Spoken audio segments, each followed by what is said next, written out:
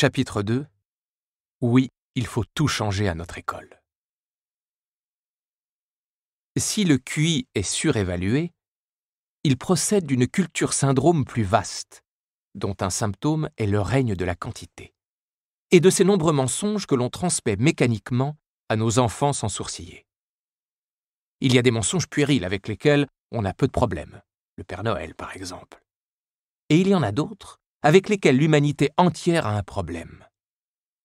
Pour comprendre quelques-uns de ces mensonges originels, comparons la vie notée et la vraie vie, le cheval de bois et le cheval véritable. Se conformer au moule, seule voie dans la vie notée, mauvaise voie dans la vraie vie. Rester à sa place, seule voie dans la vie notée, voie de la soumission dans la vraie vie. Discuter l'autorité, interdit dans la vie notée, nécessaire dans la vraie vie. S'exprimer librement, déconseillé dans la vie notée, vital dans la vraie vie. Être autonome, déconseillé dans la vie notée, vital dans la vraie vie. Question-réponse, trouver la meilleure réponse à une question dans la vie notée, trouver la meilleure question qui a justifié cette réponse dans la vraie vie. Travailler en groupe, seulement pour les travaux sans importance, sinon égale tricher dans la vie notée. Vital dans la vraie vie. La vie notée nous trompe donc sur au moins 7 aspects majeurs de notre existence. L'observation du 6e, question-réponse, est due notamment à Nassim Nicolas Taleb. Dans les examens de la vraie vie, quelqu'un vous donne une réponse et c'est à vous de trouver la meilleure question. Steve Jobs proposera la même idée. Quand vous grandissez, vous avez tendance à prendre le monde comme il est et à vous dire que votre vie est comme ça dans le monde. Il ne faut pas trop se cogner contre les murs, avoir une famille sympa, épargner un peu d'argent. Ça, c'est une vie très limitée. La vie peut être bien plus vaste une fois que vous découvrez un fait très simple. Tout ce qui vous entoure, et que vous appelez la vie, a été fabriqué par des gens qui ne sont pas plus intelligents que vous. Et vous pouvez le changer, vous pouvez l'influencer, vous pouvez construire vos propres objets, que d'autres personnes utiliseront. Une fois que vous apprenez ça, votre vie ne sera plus jamais la même. Or, s'il y a bien une chose que l'école a tenté de m'apprendre, sans succès, c'est que sa forme est parfaite et ne doit pas être changée, en tout cas pas par moi, son usager, et que le monde qui m'entoure, pensé par les gens les plus brillants qui soient, dépasse l'entendement de la plupart de ses usagers. L'usager du monde est un emmerdeur qui n'a pas à le modifier, car la métamorphose du monde appartient à une élite dont la légitimité est établie par le monde de l'élite précédente. Le privilège d'influencer, voire de changer le monde, n'appartient donc qu'à ceux qui ont le mérite déterminé par l'école, école qui a elle-même le monopole du mérite. Il faut donc avoir reçu un aval venu d'en haut pour remettre en question la réalité telle qu'elle est et remettre en question les questions elles-mêmes. L'école de 2 vices fait 2 vertus. Et de 6 vertus, définir sa place par soi-même, ne pas accepter aveuglément l'autorité, s'exprimer librement, être autonome, travailler en groupe, fait 6 vices. Le prodige Richard Francis Burton avait parfaitement compris ce mécanisme dans la modernité naissante, lui qui ne s'est jamais conformé au moule qu'en apparence, n'est jamais resté à sa place, a été autonome très tôt, a appris très tôt quand et comment travailler en groupe. Dans The Qasida of Haji Abdu el-Yezdi, il le chante en ces termes. Dans le cours même du temps, chaque vice a porté la couronne de la vertu, chaque vertu a été bannie comme un vice ou un crime. Aujourd'hui, par exemple, l'égoïsme, l'indifférence et la maltraitance de la terre sont 3 vertus capitales de nos sociétés postmodernes. Mais elles sont 3 vices capitaux dans les sociétés natives. N'importe qui peut comprendre que laisser à ses enfants une terre plus désolée que celle qu'ils ont trouvée à la naissance est un vice et non une vertu. À l'école, on nous apprend que la conformité est la vertu suprême. Et cela dure toute notre vie, en particulier dans le monde universitaire où la conformité est la plus sacrée de toutes les vertus. Le millefeuille des commissions, des évaluations et de l'imprimature, de l'article à la carrière en passant par le financement, est là pour y veiller. Dans la vraie vie, comme l'a dit une sagesse profonde, plus vous essayez de rentrer dans le moule, plus vous allez ressembler à une tarte. Réussir sa vie, c'est en prendre le contrôle.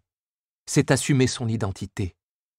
Mettre en valeur sa spécificité plutôt que la brider. Assumer sa rondeur quand les trous de la sélection humaine sont carrés, puisque c'est la sélection naturelle qui a validé notre différence. Toute sélection qui n'est pas naturelle est un eugénisme. Qu'une vie réussie implique de ne jamais capituler et de collaborer avec les moules, c'était devenu une évidence pour Steve Jobs, prodige incontestable de l'entrepreneuriat, unique parce qu'insubstituable. Dans son célèbre discours de 2006 à Stanford intitulé « Comment vivre avant de mourir », il supposait que la vie avant la mort n'allait plus de soi. Votre temps est limité, alors ne le gâchez pas à vivre la vie de quelqu'un d'autre. Ne vous laissez pas piéger par les dogmes, car c'est vivre dans le résultat de la pensée de quelqu'un d'autre. Ne laissez pas le bruit des opinions des autres noyer votre voix intérieure. Et le plus important, ayez le courage de suivre votre cœur et votre intuition. Ils savent déjà d'une certaine façon qui vous voulez vraiment devenir. Tout le reste est secondaire. Quelle claque! Jobs disait à des universitaires de faire exactement le contraire de ce qu'ils font tous les jours. La reconnaissance des pairs? Oubliez ça. Ne laissez pas l'opinion des autres troubler votre voix intérieure. Ayez le courage de suivre votre cœur et votre intuition. L'école moderne a remplacé notre cœur et notre intuition dans la définition de notre destin, de notre identité, et nous n'avons pas gagné au change. Nous avons laissé quelque chose d'extérieur nous définir, alors que cette prérogative sacrée ne pouvait venir que de l'intérieur de nous-mêmes. Et laisser l'extérieur nous définir, c'est une aliénation lente mais abominable, un esclavage qui ne dit pas son nom et auquel les esclaves finissent par collaborer. Une neurosagesse que j'ai apprise sur le tas. Ne laissez personne d'autre que vous-même définir qui vous êtes. Vous connaître vous-même est votre devoir le plus absolu dans la vie. Tant que vous le négligez, vous n'êtes pas libre. Aussi tant que vous laissez les autres vous définir, vous n'êtes pas libre. Dans la vie notée, il faut se conformer au moule. Dans la vraie vie, si vous le faites, vous êtes mort, au sens de Pierre Rabhi. Vous êtes incarcéré de boîte en boîte, du berceau au tombeau, du parc jusqu'au cercueil. Car ce parc de bébés, qui n'est ni bon ni mauvais a priori, nous ne le quittons jamais. Nous en créons d'autres, intellectuels, politiques, auxquels nous cédons notre liberté. Biberonnés à cette incarcération en série qu'est la modernité, nous finissons par admettre que l'un ou l'autre politicien nous déclare sans un accroc dans la voix « La sécurité, c'est la première des libertés ». Pourquoi le contredire si c'est déjà ce que nous pensons de notre vie mentale? Mais l'état d'Homo sapiens sapiens, son état original, sur plus de 150 000 premières années de son existence, ce fut la liberté avant la sécurité. La liberté est mère de toutes les productions humaines, dont la sécurité. L'inverse n'est pas vrai. Point. Dans la vie notée, il faut absolument rester à sa place, ne serait-ce que pour demeurer notable, évaluable. Dans la vraie vie, si vous êtes resté à votre place, vous avez raté l'existence, car vous avez toujours été incarcéré. Un publicitaire a dit un jour que si l'on n'avait pas une certaine montre à 50 ans, on avait raté sa vie. Le dessinateur Boulet a répondu « Si vous rêvez encore de cette montre à 50 ans, peut-être que c'est vous qui avez raté votre vie. » Je dis que si vous êtes resté à votre place toute votre vie, vous n'avez pas vraiment vécu. Votre vie a été occupée, au sens où un pays est occupé, et l'occupant a été la conformité qui a régné sur vous par la peur. Perdre sa place, nous verrons combien d'expériences de neuropsychologie le démontrent, est l'une des peurs les plus violentes de l'être humain. Et cette peur, quand elle est cultivée, nous impose de rester à notre place, quel qu'en soit le prix, en particulier vis-à-vis de notre conscience. Les guerres et les massacres collatéraux ont apporté un nombre suffisant d'illustrations à ce principe.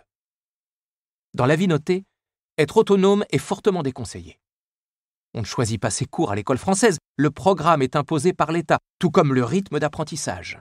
S'il y a des choses hors programme, c'est bien que certaines notions ne doivent pas être abordées trop tôt. Dans la vie réelle, au contraire, l'autonomie est la seule voie vers la liberté. Il faut penser par soi-même et dénoncer les absurdités, quelle que soit l'autorité qui les profère ou les pratique.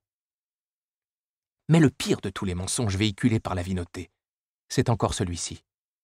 Pour les choses importantes, le succès et l'échec sont individuels. Pour les choses sans importance, en revanche, ils peuvent être collectifs. C'est un mensonge absolu. De la chasse au mammouth au débarquement en Normandie, en passant par la construction des pyramides, toutes les choses qui changent le monde sont des succès ou des échecs collectifs.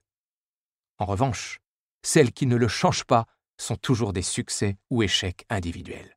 C'est vrai. Qui parmi les lecteurs de ce livre a conservé ces rédactions scolaires?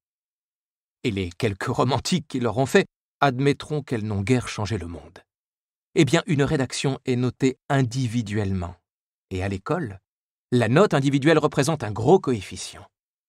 Le travail personnel encadré, TPE, en revanche, c'est le truc collectif qui n'a aucun coefficient décisif.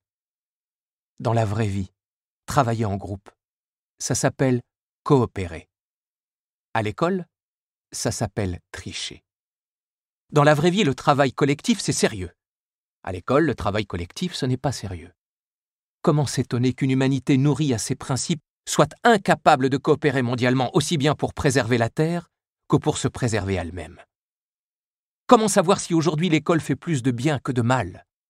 Ce sont des gens fièrement scolarisés, persuadés de leur valeur individuelle, qui ont commis sans broncher les plus faramineuses atrocités sur Terre, preuve que l'excellence scolaire échoue à sélectionner la bonté et l'humanité. Dans la vraie vie, l'humanité crée une diversité de pensées, de pratiques, de méthodes, d'esprits. Dans la vie notée, l'école dit « hors de ma mesure, point de salut ».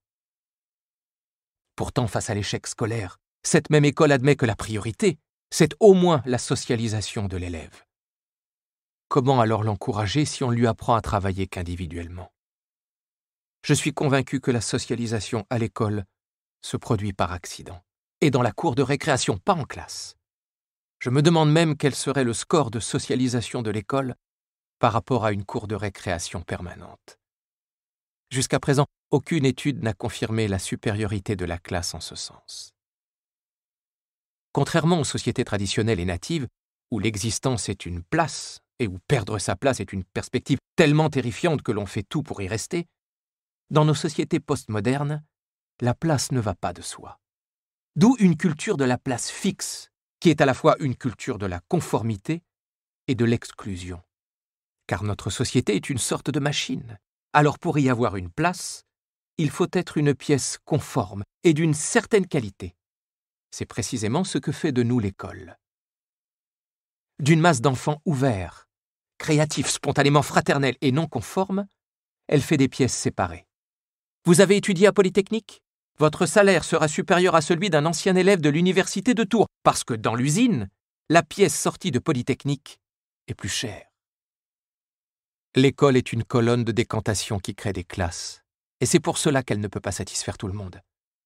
Il est inscrit dans son cahier des charges qu'elle doit décevoir des usagers, et par principe, décevoir l'homme plutôt que l'usine qui est son client final. Pour changer l'école, il suffirait d'admettre que c'est l'humain le client, pas le système.